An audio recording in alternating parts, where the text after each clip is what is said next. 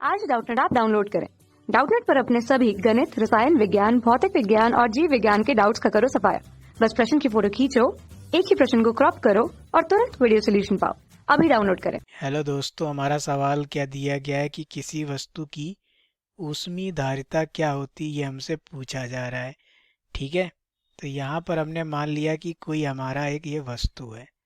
ठीक है, तो इस वस्तु का इकाई डिग्री सेल्सियस यदि हमें बढ़ाना है, ठीक है, क्या करना है, इकाई डिग्री सेल्सियस बढ़ाना है, यानी कह सकते हैं 1 डिग्री सेल्सियस बढ़ाने के लिए जो हमें ऊष्मा की आवश्यकता होगी, इस पूरे वस्तु का तापमान 1 डिग्री सेल्सियस बढ़ना चाहिए।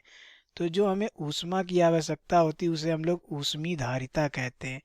ठीक है, तो ये सी एच बराबर क्या हो जाएगा, क्यू बटे डेल्टा टी। यानी जब ये 1 हो जाएगा तो क्यू की वैल्यू ही क्या कहलाएगी, ऊष्मीय धारिता कहलाएगी। ठीक है, तो यहाँ पर कुछ बच्चों कन्फ्यूज़न भी हो जाएगी। क्या कन्फ्यूज़न होगी, ऊष्मीय धारिता और विशिष्ट ऊष्मा में।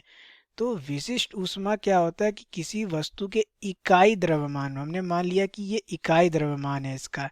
ठीक है, तो इस इकाई द्रव्यमान का ताप 1 डिग्री सेल्सियस बढ़ाने के लिए, ठीक है, किसी वस्तु के इकाई द्रव्यमान का ताप 1 डिग्री सेल्सियस बढ़ाने के लिए जो ऊष्मा की आवश्यकता होती है उसको हम लोग क्या कहते हैं, विशिष्ट ऊष्मा कहते हैं।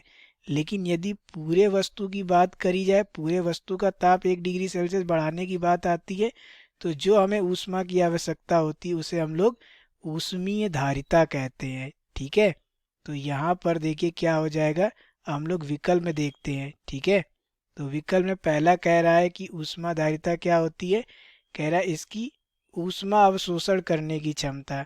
तो ये गलत होगा, ये तो हमने बात ही नहीं की है। ठीक है, कह रहा है इसकी ऊष्मा उत्सर्जित करने की क्षमता, तो ये भी गलत हो जाएगी, उसको उत्सर्जकता कहते हैं।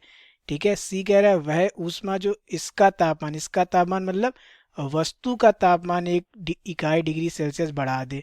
तो ये बात बिल्कुल सही है, इसको हम लोग क्या कहेंगे, ऊष्मा धारिता कहेंगे।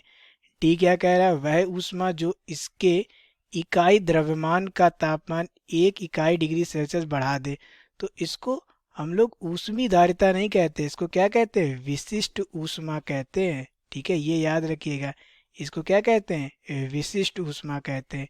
तो ये हमारा गलत हो जाए क्योंकि हमसे ऊष्मीय धारिता पूछी गई थी, अतः विकल्प नंबर सी हमारे इस प्रश्न का सही उत्तर हो जाएगा।